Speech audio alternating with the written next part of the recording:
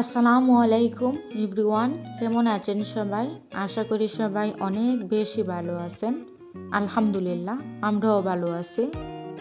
আজ আমি আপনাদের সাথে শেয়ার করব আমি বিরিয়ানি একদম নর্মাল, যেভাবে আমরা গরিব, ধনী, মধ্যবিত্ত, একদম ছোটো লোক যারা, তারাও কিন্তু এরকম খেতে পারে একদম কম উপকরণ আর কম বাজেটের মধ্যেই। কিন্তু এই বিরিয়ানিটা এতটা মজার করে রান্না করব, একদম কম উপকরণে হাতের নাগালে যা কিছু আছে তাই দিয়ে কিন্তু রান্না করব। আমি কিন্তু পেঁয়াজ নিয়েছি একটু 2 কাপের মতো, আর রসুন বাটা নিচ্ছিলাম। আর রসুন কিন্তু একটু বেশি পরিমাণে দেব, গরুর মাংসতে কিন্তু রসুন বেশি খাটে, সেজন্যই কিন্তু রসুন বেশি করে দিয়েছিলাম। আর আদা বাটা দিয়েছিলাম পরিমাণ মতন। আমি হলুদ বাদ দিয়ে আর মরিচের গুঁড়ো বাদ দিয়ে কিন্তু সব কিছুই দিয়ে দেব, পাঁচফোড়ন, জিরে, তারপর গিয়ে ধনিয়ার গুঁড়ো আর লবণ দিয়ে ভালোভাবে মাখিয়ে নেব। মাখিয়ে একসাথে কিন্তু বসিয়ে দেব। আর আপনাদেরকে প্রথমেই কিন্তু দেখিয়েছিলাম আমি অলিভ অয়েল তেল ইউজ করেছি, তো আপনারা চাইলে কিন্তু সয়াবিন তেল ইউজ করতে পারেন। যারা কখনোই রান্না করেন নাই এরকম বিরিয়ানি, তো আপনারা চাইলে স্কিপ না করে কিন্তু পুরো ভিডিওটাই দেখবেন, তাহলে বুঝতে পারবেন। তো ভালোভাবে হাত দিয়ে এরকম করে মাখিয়ে নিচ্ছিলাম। তো মাখিয়ে কিন্তু একসাথে আমি সব কিছু দিয়ে আর আমি বসিয়ে দেব। আমি পাঁচফোড়ন কিন্তু একটু বেশি ইউজ করেছিলাম, আর পাঁচফোড়ন দিয়েছি বলে আমি তেমন গোটা গাটা আমি ইউজ করছিলাম না। আমি শুধু এই দালচিনি ইউজ করেছিলাম, আর কিছু না। আর গিয়ে গাজর, গাজর কিন্তু ছোটো ছোটো টুকরো করে নিয়েছিলাম, তো টুকরো করে আপনাদের সাথে শেয়ার করলাম। আর তো আমি 1 চা চামচের মতো সরিষার বাটা বেটে নিয়েছিলাম। তো ভালোভাবে নেড়ে আর একদম কম আছে দিয়ে তারপরে ঢাকনা দিয়ে রেখে আমি রান্না করব যতক্ষণ না পর্যন্ত পানিগুলো হয়ে গিয়েছে, শুকিয়ে গিয়েছে, ততক্ষণ পর্যন্ত কিন্তু আমি রান্না করেছিলাম। তো আমি স্কিপ করে নিলাম, আমি জানি আপনারা পারবেন, আমি বোঝাতে পারছি আপনাদেরকে। তো তো আমি অলিভ অয়েল তেল কিন্তু ঢেলে দিয়েছিলাম। আর এদিকে আধা কেজি আমি বেগুনের বীজের ছাল, আমরা বলি সিলেটি ভাষায়, আপনারা কি বলেন জানি না। তো ছোট ছোট ছালকে কিন্তু আমরা ওইরকম বলেই ডাকি। আমি কিন্তু একদম কম আঁচে রান্না করব, তো তা না হলে কিন্তু পুড়ে যাবে। তো আমি যে গাজরগুলো ছোট ছোট টুকরো করে রেখেছিলাম, আপনাদেরকে দেখিয়েছিলাম, ওইগুলো কিন্তু ফেলে দিয়েছি ওই চালের সাথে।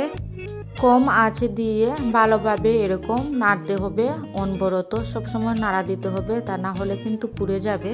যাদের বুঝতে অসুবিধে হয় তারা কিন্তু চাইলে কমেন্ট করতে পারেন, আমি বুঝিয়ে দেব আপনাদেরকে। আর ওদিকে কিন্তু গোলমরিচের গুঁড়ো কিন্তু ঢেলে দিয়েছিলাম, আর গিয়ে মিষ্টি মুড়ি ঢেলে দিয়েছিলাম। তো ঢেলে দিয়ে ভালোভাবে নাড়া দেব। মিষ্টি মুড়ি কিন্তু দিলে কিন্তু মিষ্টি মিষ্টি ভাবটা থাকে। রান্নাকে ভালোভাবে মজা করার জন্য কিন্তু ভালোভাবে ছালগুলো ভেজে নিতে হবে, তা না হলে কিন্তু সব মজা কিন্তু শেষ হয়ে যাবে। এই জিনিসটা কিন্তু ভালোভাবে ফলো করতে হবে। তো তো আমি গরুর দুধ ঢেলে দিচ্ছিলাম, আস্তে আস্তে দিয়ে কিন্তু নাড়া দিচ্ছিলাম। আমার রেসিপির সিক্রেট গরুর গরুর দুধ দিলে এতটাই জোরে হয়, আপনারা দেখবেন একবার ট্রাই করে। আর এতটাই সুন্দর হয়, আপনারা খেলেই বুঝতে পারবেন। আর এতটা জোরে হয়, আপনারা যারা রান্না করবেন তারাই বুঝতে পারবেন। আর এই বিরিয়ানি কিন্তু ওইগুলো দুধ দেওয়ার পর কিন্তু সাদা হয়ে যায়, আর কালচে ভাবটা থাকে না। যারা সাদা বিরিয়ানি ভালো লাগে তারা কিন্তু এরকম ফলো করে রান্না করতে পারেন। এখানে আমি আইসিং সুগারও ইউজ করব।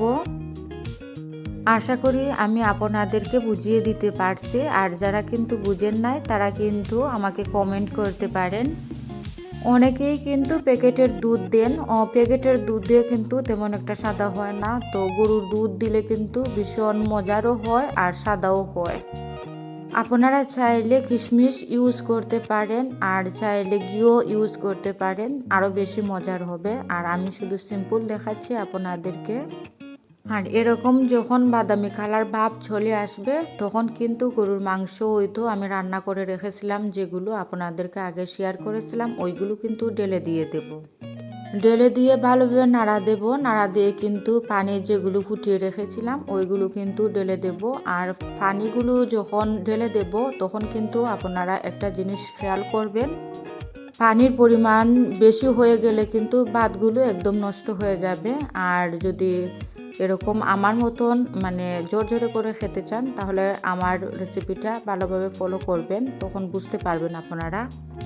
পানির পরিমাণ বেশি পড়লেও কোনো সমস্যা নেই। আপনারা একটা জিনিস খেয়াল করবেন, আপনারা চেষ্টা করবেন ঢাকনা দিয়ে না ডেকে কিন্তু ভালোভাবে ফুটিয়ে যতটুকু পর্যন্ত মনে হয় আপনার যে সিদ্ধ হয়ে এরকম ভালো হবে ভাত, ততটুকু কিন্তু রেখে দিতে পারেন। তারপর কিন্তু ঢাকনা দিয়ে ডেকে দিবেন মৃদু আছে, তখনই দেখবেন জোরে ভাত হয়ে যায়। এখানে একটা জিনিস খেয়াল করবেন আপনারা, আমি কিন্তু সবগুলো দুধ একসাথে ঢেলে দেই নাই। আমি কখনো দিয়েছি মানে চালের সাথে, আবার কখনো দিয়েছি রান্নার করার সাথে। তো জিনিসটা আপনারা খেয়াল করবেন। আশা করি ওই তো আমার সবাইকে দিয়ে তো আমি নিয়ে এসেছি। এতটাই মজার হয়েছিল, আপনারা বাসায় ট্রাই করে দেখবেন। একদম কম উপকরণ দিয়ে কম খরচে আপনারা গরিব ধনী সবাই কিন্তু খেতে পারেন এরকম।